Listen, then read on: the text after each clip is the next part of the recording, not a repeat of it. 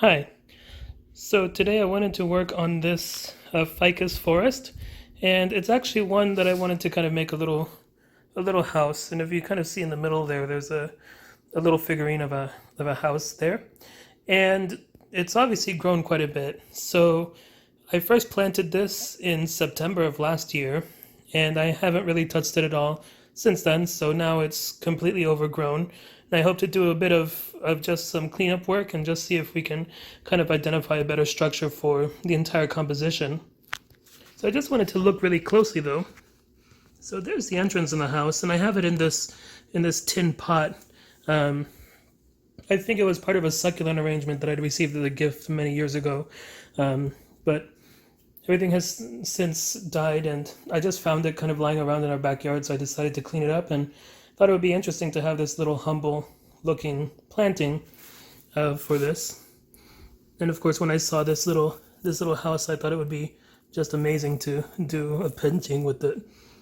So there's a number of trees here, and actually one of them died a few months ago. But here's one. I got rid of that other one. I think it was actually right here. So there's another one right here. 3, 4, 5, 6. I don't really intend to repot it today. I'm actually probably going to wait another year for it to actually repot it so that I can kind of get a better sense of what the composition will be. I'll probably end up taking out one of the trees just because traditionally you don't want there to be an even number. But also, the number 6 is a really fortunate number in Chinese culture. I kind of forget what exactly it means, but it's a it's a lucky number at least. So there's a chance that just having 6 in there won't be too badly frowned upon. And just before I start working, I did want to point out just this. This is the tree that I think I want to have as a main focus, the most dominant looking tree. And right now it's not the tallest one, but I think I can train it at least. It's got the thickest trunk and it's got lots of aerial roots growing, so it might even thicken up quite a bit more in not that much time. So I think it'd be worthwhile to make that one the main focus.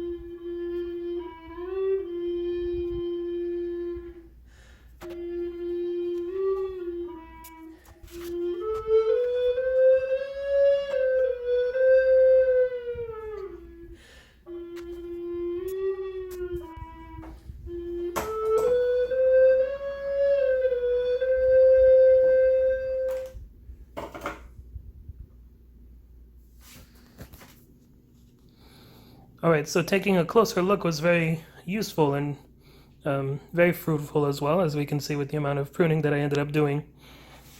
Now I was able to clean up pretty much most of it and kind of came up with a better idea of a composition. So what I have right now, I'm not sure how small I can keep this tree. If it comes time to it next year and it's just getting really wacky, I'm just going to get rid of it out of this planting. Otherwise, if I can keep it really small, it'd be interesting to kind of keep it more like a shrub, whereas the rest of the forest planting is a forest of trees, of full-size trees.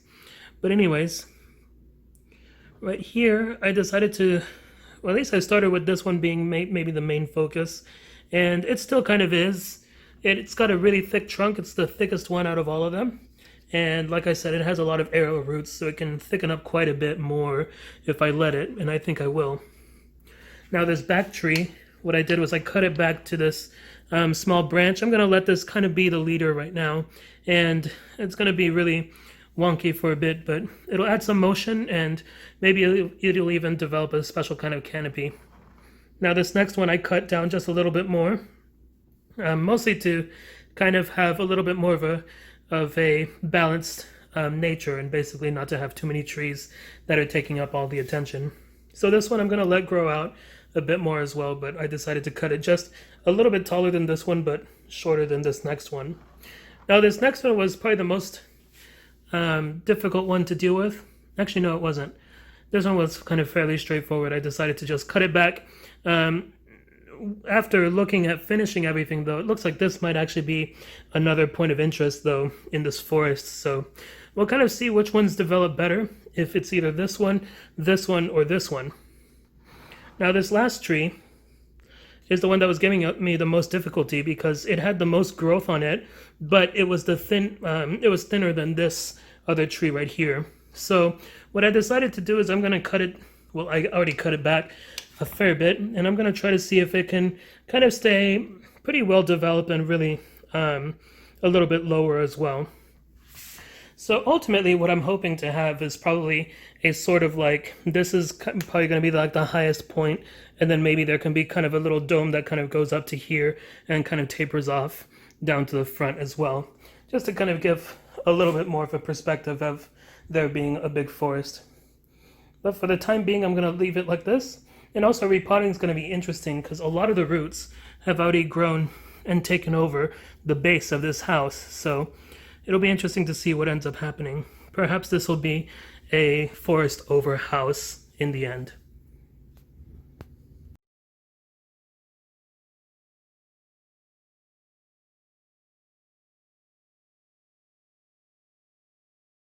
Today I wanted to work on this Ficus microcarpa. I believe it's a tiger bark variety, and it was actually a tree that I've had for over a year now, probably about a year and a half. I got it as a gift from a friend, originally as a ginseng ficus. So one that was really focusing on this, this crazy root base. And I decided to, well, first of all, just take care of it. And then after I learned a bit more about bonsai in general, I decided that I wanted to try to really fix up the form. And then afterwards, I was looking in a penjing book, and inside of there, I found a picture of this one tree, and they were actually, it's part of a little chapter that was talking about the knotted trunk style, which was basically, or knotted roots actually, and basically it was just a huge mess of roots on one side, and then afterwards having the tree kind of grow from that point as well. And I thought that I could probably do that with this specific ficus tree. And so what I did, I don't know, maybe about 8 or 9 months ago, was I actually decided to train one of the branches that was on this original tree into becoming the main leader.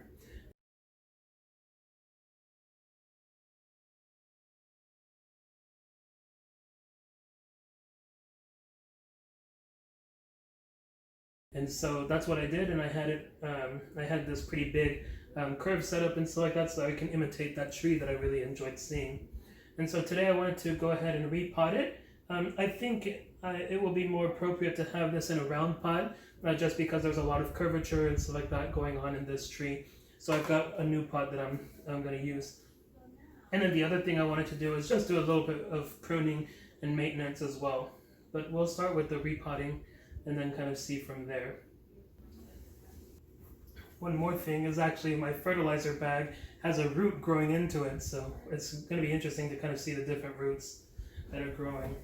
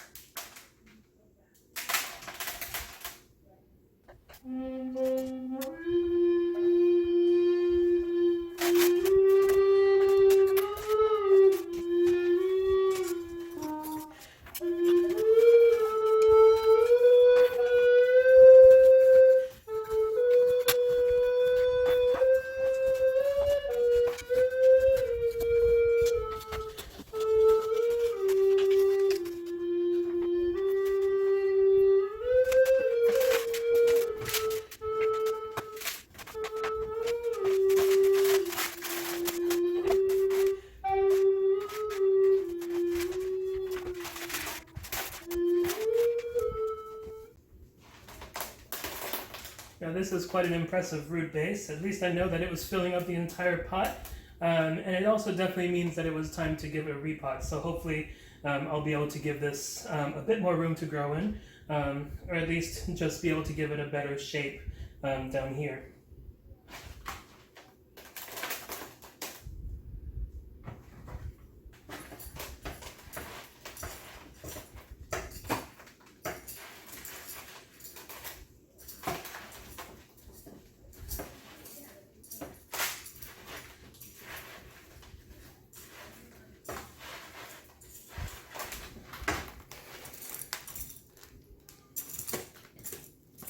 When I first did this, when I first repotted, it was very difficult because it was in just plain nursery soil.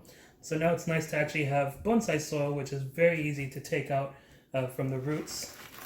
Make this process a lot easier, a lot faster, at least to begin with. The root pruning part will probably take a bit longer.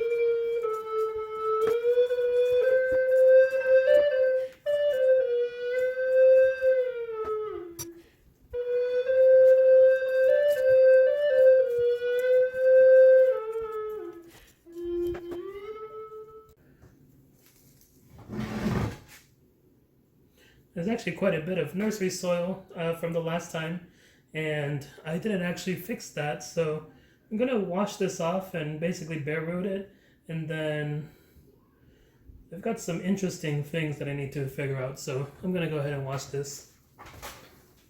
So after washing this down a bit, it's interesting to kind of see what's actually happening here in the root base.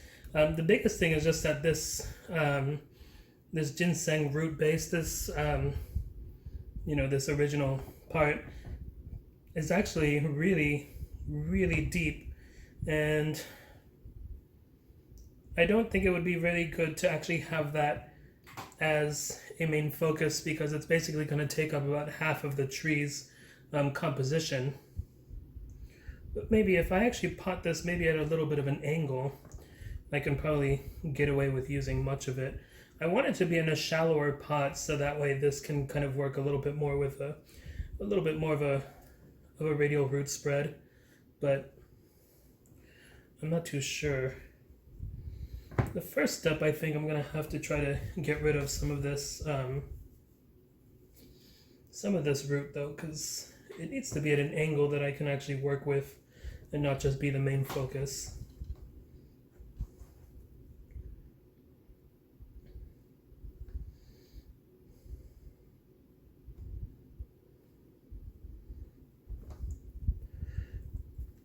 I think that's going to be my first step, is just cutting a little bit more back from this, as some people call it, a potato root, or this really thick tuber, which I guess is basically what a potato is.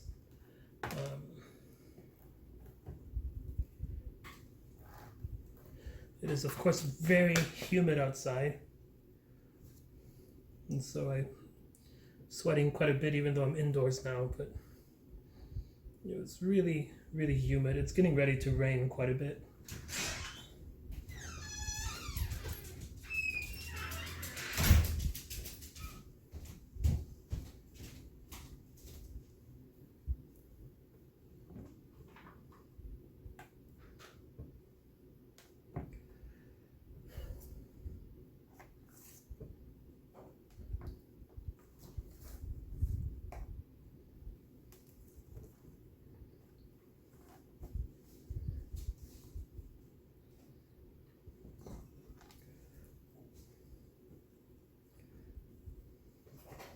Of course, the main message of all of this is that I won't get anywhere unless I try, so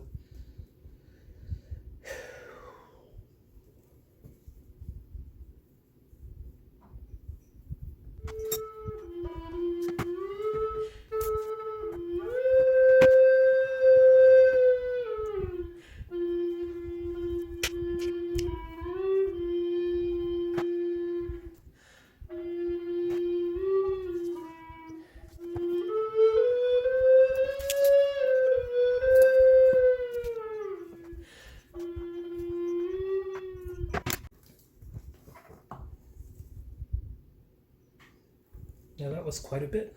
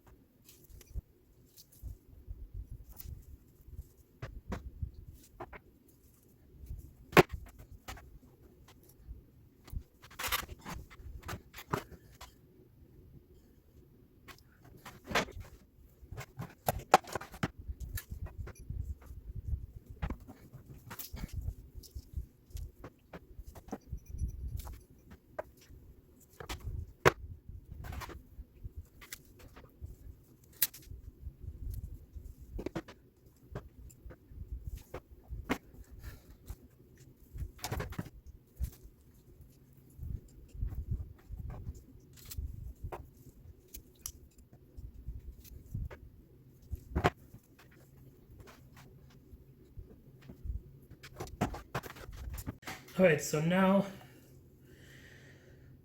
the slightly easier part. So I took off quite a bit of the potato roots, and I actually felt like crunching into a potato, but now I'm kind of left with a little bit of room to kind of work with the actual structure of the root base. So what I want to do is I'll definitely have to select which ones of these aerial roots, because here in Houston it's so humid that the trees just produce aerial roots like crazy. So I've got quite a few to choose from now, and a few of them have actually developed quite a bit, like this one for example. So I'm definitely going to try to prune back and select which ones I want to keep, and then generally just start working on making sure that the root base is just something that's a little bit more desirable for the tree, especially just to make sure that it's not suffering under its own root system.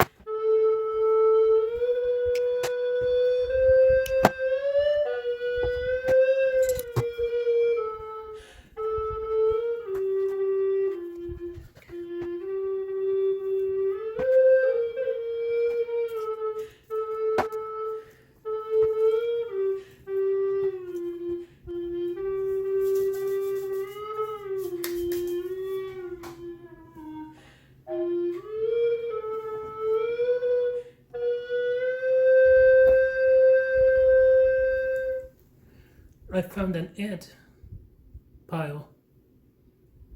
I'll be right back.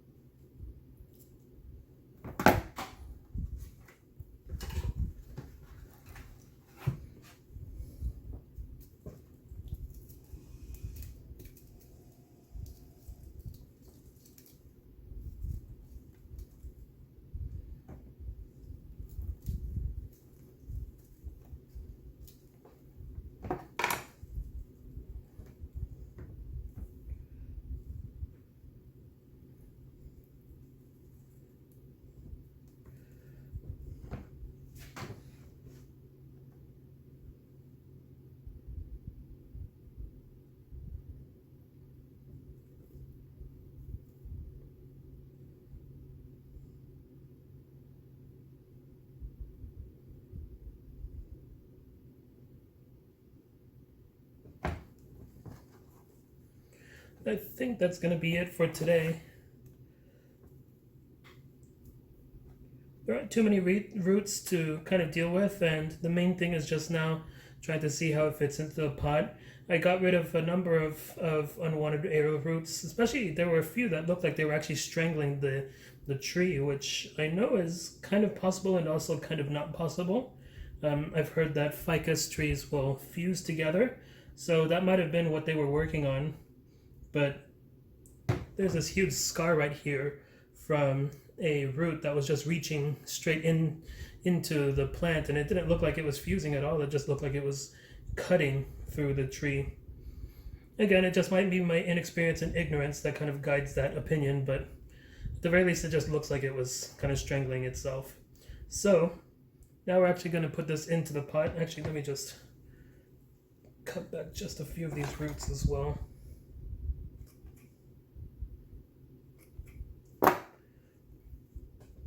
Now that we're going to be trying to change the angle a little bit more of the tree. Hopefully I can actually get more roots to grow on this part of the plant rather than back here. There's still a few ants here and there, but we'll just kind of deal with them as they come. They're not being too much of an issue. Just a nuisance mostly.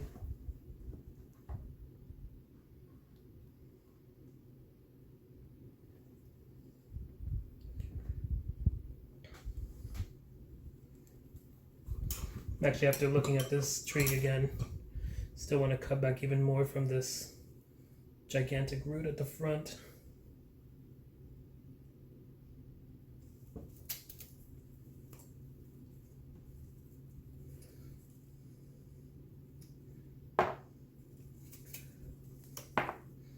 Doing this feels wrong, and perhaps one day I can get some guidance on this, or maybe I'll just learn this by experience, but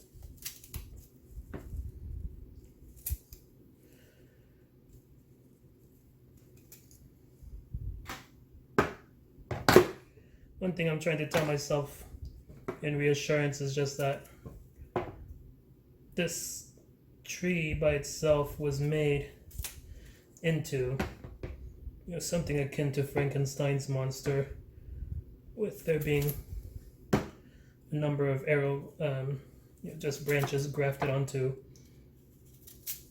a tree that was probably purposely grown and probably forced into this sort of pattern to have these gigantic roots. So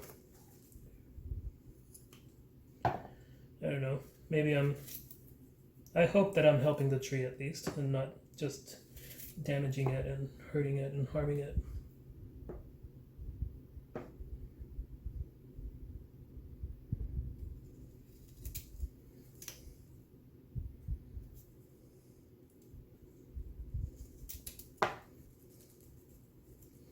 The other thing I know is that this tree is very resilient, so it'll definitely survive this severe pruning.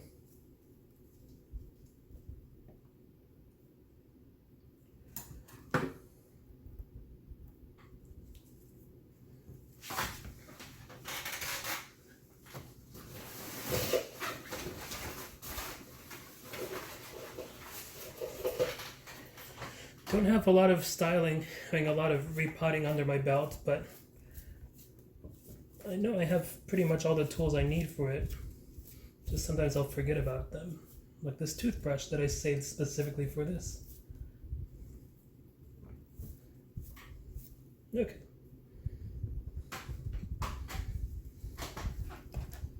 Oh, that's much better. So this next part is definitely going to be mostly for my own reference, because I have to admit I'm not very good at tying a tree into a pot. The truth of the matter, though, is that I have to do it, especially because it is very windy in Houston. Even when it's not the hurricane season, it gets really windy. So I have to keep that in mind.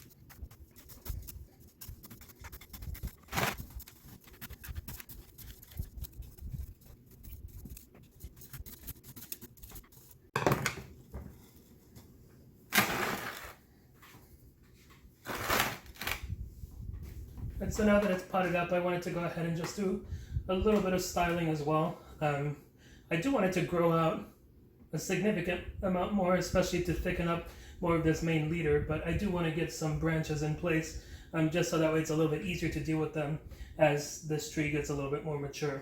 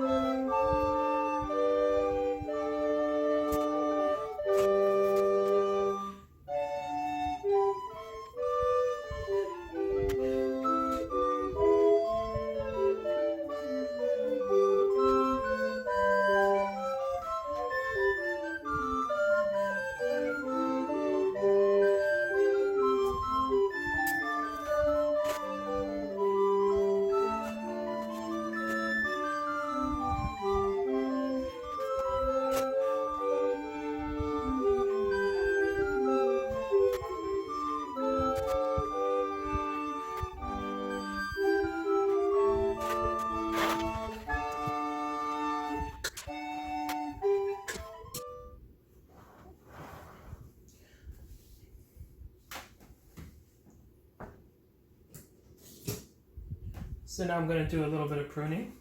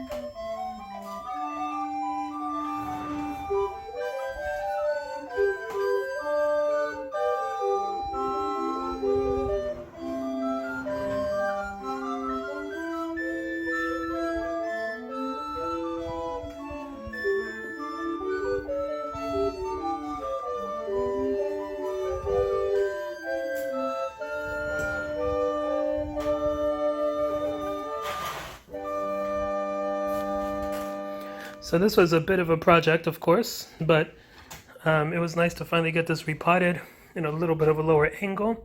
and I was able to get a little bit more of the structure added into the trunk here. So I wanted to add more curvature to the trunk because it was getting a bit straight, especially after I took off the wires. Most of the shape stayed, but a bit of it didn't. And this time I'll try to be more responsible about taking off the wire before it really goes in too deep. Now I also lowered down the quote-unquote divining branch, and I'm still keeping this little back branch. I'm not sure if I'm going to keep it in the end, but at the very least it'll help to thicken up the main trunk at the bottom there. And then what I did was I actually cut off what was an apex because it was actually taking away a lot of the energy from the tree. And I'm hoping that maybe there can be a little bit more taper in the apex coming from this little shoot over here. Now these other two branches, all I did was really just wire them down, give them a little bit more motion as well. So there's a little bit of a back view as well. Again, my motive was to just correct this basic root form and then turn it into a tree that comes out from it.